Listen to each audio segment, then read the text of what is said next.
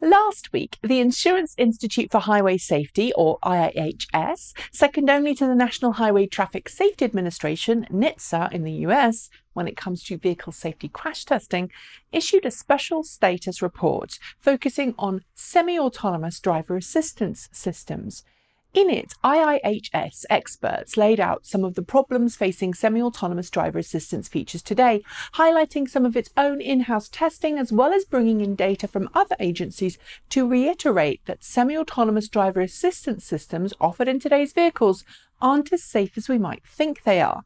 Additionally, it laid out its intent to move forward its own rating system for these features so that consumers can truly understand how capable or not driver assistance systems are. Which leads us to the question, do we need better education on semi-autonomous systems, and do we need to start informing consumers with safety ratings moving forwards? At the moment, semi-autonomous driving systems are in something of a grey area. Officially, fully autonomous vehicle operation is allowed in some countries and not in others.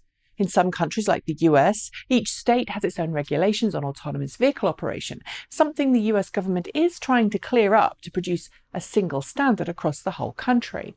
But that's dealing with the legality of operating a system, not deciding if it's safe or not. And right now, while Euro NCAP and NHTSA note the inclusion of advanced driver assistance features, like Tesla's Autopilot, Nissan's ProPilot, and Volvo's IntelliSafe, for example, they don't yet have specific tests to see just how good these features are at doing what the automakers say they do. Revisiting the details of a fatal accident which took place in March this year when a Tesla Model X operating in autopilot mode collided with the crash barrier at speed in Mountain View, killing its driver, and also referencing numerous other examples of Teslas and other cars with similar semi-autonomous driver assistance features crashing or becoming confused about road markings, the IIHS highlighted the need for drivers to stay alert when using such systems. And it's right to do so. Under the SAE standards for defining autonomous and semi-autonomous operation, all vehicles today with apparent self-driving or semi-autonomous features are actually no more than level 2 autonomous. This means they can combine multiple assistance features, such as cruise control and lane keep assist, using information from the world around them, but they operate, and I quote, with the expectation that the human driver performs all remaining aspects of the dynamic driving task.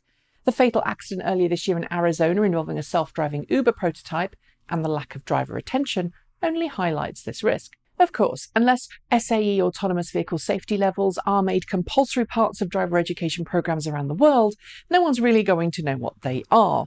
And there has to be a better way of conveying how safe various car safety assistance systems are, which is one of the reasons why IIHS says it's working on developing its own in-house rating system for semi-autonomous driver assistance features that seemingly take over the driving for you. In preparation for that, it highlighted some of the operation of popular semi-autonomous level 2 systems in operation today, testing vehicles from BMW, Tesla, Mercedes-Benz and Volvo. It recorded how many times active lane keeping assistance systems performed by driving each car along 3 different sections of road, a total of 6 times. Each section included both hills and curves. The Tesla Model 3 did best in all of those curve tests, staying within its lane on all of the 18 curves. The Model S nearly did as well, overcorrecting once to cross the inside line on one curve. All of the other cars taking steering tests required driver input to successfully navigate the course. But on the hill portion of the test, those same cars fared less well. The Model S particularly tended to get confused about lane markings when cresting a hill, something that many other vehicles from other automakers also struggled with. The reason? Semi-autonomous systems need to see the road ahead in order to figure out where lane markings are, and when you crest a hill, they're not always visible. Another thing noted by testers was that when they were following a slower vehicle, which thus blocks lane markings from being seen by the car, all of the systems had a habit of following the lead vehicle if it began to exit the highway they were on, since the car uses the car in front for lane positioning when it can't see the road ahead.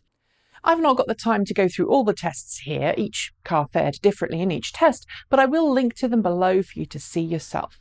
The too long didn't read takeaway, though, is simple. No level 2 system in use today is completely perfect, and so we, as drivers, need to pay more attention when using them. The IIHS says that it continues to test these systems, and while it acknowledges that they have the potential to save nearly 8,000 lives a year, reiterates that a fully autonomous production vehicle that can go anywhere, anytime, isn't available yet and won't be for some time. With that in mind, would you like to see actual testing of autonomous driver assistance features, ranking how accurately they respond in the real world, rather than just noting that those features exist on a particular vehicle? How would you conduct the tests, and how would you represent that in a form consumers could easily understand? Let me know your thoughts below. That's it. Thanks for joining me, and see you next time.